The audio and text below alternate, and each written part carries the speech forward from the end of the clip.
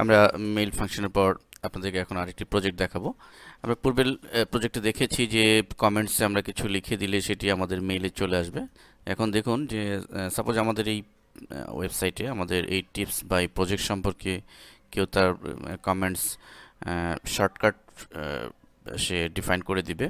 এখানে মূলত user name সে নাম দিবে এবং কমেন্টসে অনেক সময় লেখার ঝামেলার কারণে অনেকে কমেন্টস দিতে পারে না, সময়ের অভাবে অনেকে কমেন্টস হয়তো নাও লিখতে পারে। যদি এরকম সিস্টেম আমরা করে দিই যে কমেন্টসে একটা লিস্ট বক্স থাকবে, সেখান থেকে যেটি তার যে কোনো একটি সিলেক্ট করে যদি তার ভালো লাগে সে এক্সেলেন্ট বা গুড দিল, আর যদি খাপ ভালো না লাগে সে ব্যাড ব্যাড সিলেক্ট করে জাস্ট সাবমিট দিয়ে দিল। তো এই ধরনের শর্টকাট মেথড ইউটিলাইজেশন করেও আমরা আমাদের ইউজারদের ওপিনিয়ন জানতে পারি। তো আমরা সাপোজ একটা নাম লিখছি, আমি সে সাকিব, এবং কমেন্টসে আমরা জাস্ট এক্সেলেন্ট ডিফাইন করে দিচ্ছি, সাবমিট কোয়ারি বাটনে ক্লিক করছি।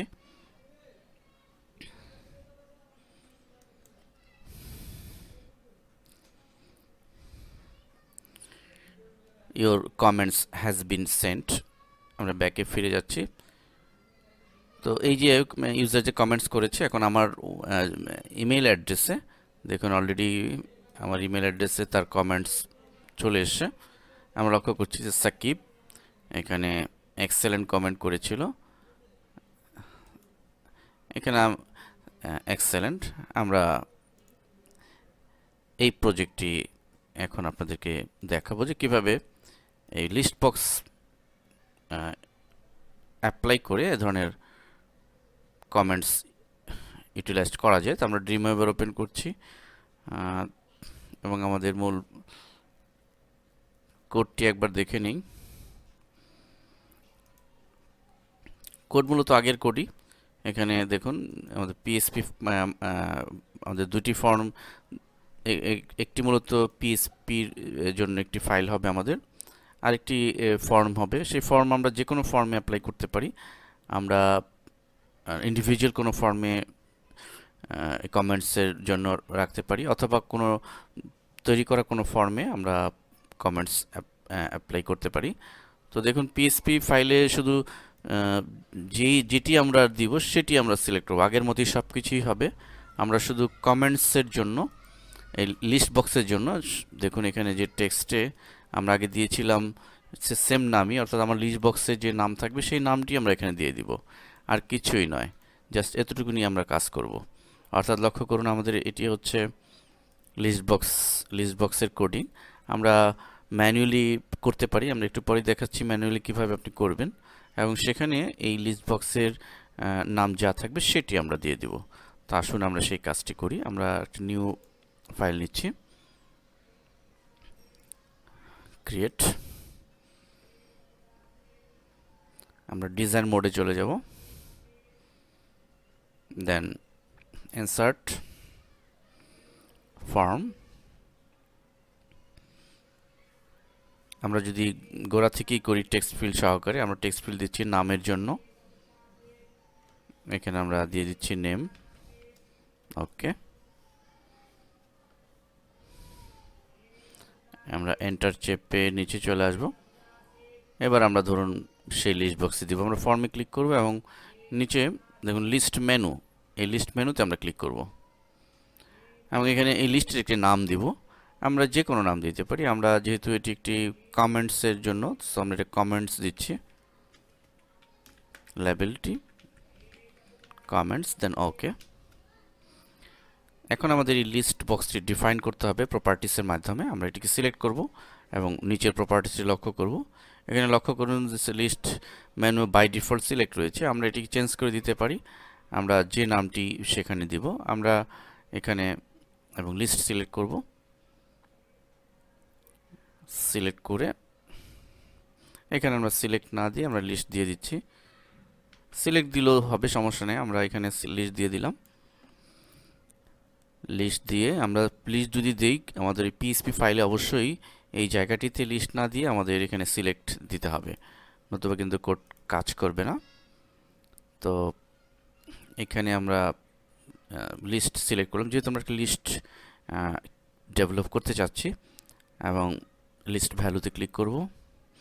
এখানে আমাদের লিস্টে কি কি আইটেম থাকবে, কি কি কমেন্টস থাকবে সেটি আমরা এখানে লিখে দেব। সাপোজ আমরা এখানে লিখছি গুড নামে একটি থাকবে, এবং প্লাস চিহ্নতে ক্লিক করে আরেকটি আমরা লিখব ধরেন এক্সেলেন্ট, আবার প্লাসে ক্লিক করব, এখানে আমরা লিখে দিলাম ব্যাড। তো এভাবে আমি যতগুলো চাই ততগুলো এন্ট্রি করে আমি ওকে বাটনে ক্লিক করব। তো ফলে আমাদের লিস্টে এটি চলে আসবে।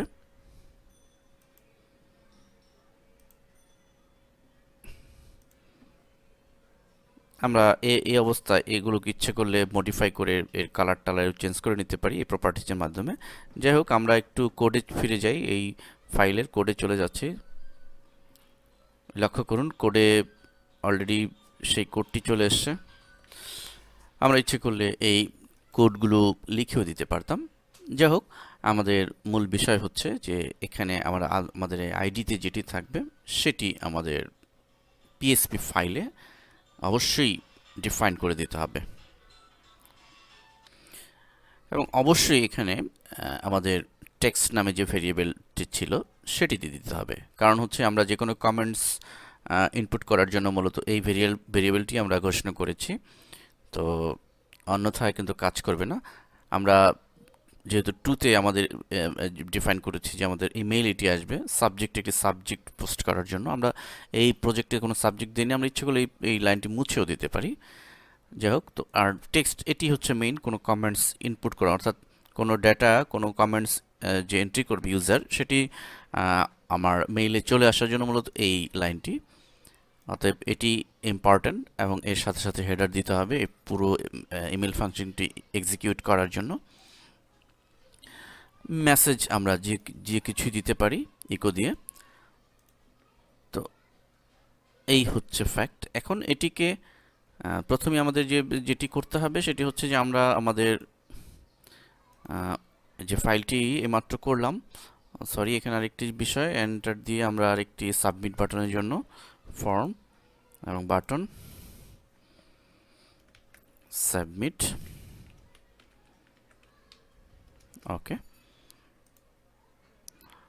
তো এই হচ্ছে বিষয়। এখন আমরা যদি এই কোনো নির্দিষ্ট ইন্ডিভিজুয়াল ফর্মে, এখানে আর কোনো কিছু থাকবে না, শুধু একটি ফর্ম থাকবে, সেটির জন্য যদি করতে চাই তাহলে জাস্ট দ্যাটস এনাফ, এটি একটা নাম দিয়ে আমরা সেভ করব। কিন্তু যদি আমরা চাই যে এটি কোনো নির্দিষ্ট ফাইলে, সাপোজ আমরা আমাদের যে প্রজেক্টে দেখালাম যে আমাদের টিউটোরিয়াল ছিল তার নিচে এটি সেট করব, সেখানে ইউজাররা কমেন্টস দিবে। তো সেটি করতে চাইলে আমরা জাস্ট এতটুকুন কোডটাকে কপি করব, যতটুকুন আমরা করেছি। দেখুন এতটুকুন কোড, আমরা কোডটি দেখলেই বুঝতে পারবো। এতটুকুন কোডকে কপি করে নিয়ে আমরা আমাদের সাপোজ আমাদের যে প্রজেক্টটি ছিল, আমরা করেছিলাম টিপস নামে যে, এইখানে যেখানে আমরা এটা ইমপ্লিমেন্ট করতে চাই, সাপোজ যদি এখানে ইমপ্লিমেন্ট করতে চাই, আমরা অলরেডি আগেই করেছি, আমি বোঝানোর জন্য দেখাচ্ছি আপনাদেরকে। এখানে সিলেক্ট কার্সর রেখে আমরা কোডে চলে যাব, এবং এইখানে জাস্ট এই পজিশনে এন্টার দিয়ে ফাঁকা করে আমরা আমাদের কোডটিকে পেস্ট করে দেব, এবং আমরা যেটি আগেই করেছি, অতএব পেস্ট করার প্রয়োজন নেই। এখানে দেখুন মূলত আমাদের এই ফর্মের নামটি আমরা ডিফাইন করে দিব, যে পিএইচপি নামের যে ফাইলটি যেটি আমরা দেখালাম একটু আগে, এই কোডটি যেই ফাইলে থাকবে সেই ফাইলের নাম এখানে আমরা ডিফাইন করে দিব। আগের প্রজেক্টের বিষয়টি দেখিয়েছি আপনাদেরকে। এই হচ্ছে মূল বিষয়, এবং দুটি ফাইল আমরা আমাদের মেইল ফাংশন হচ্ছে পিএইচপির জন্য, আর হচ্ছে টিপস যেই ড্রিমওয়েভারের যে ফাইলটি, এই দুটি ফাইলকে আমরা আমাদের সার্ভারে আপলোড করে দিলে এটি আমাদের অ্যাক্টিভ হবে। তো ধন্যবাদ সবাইকে।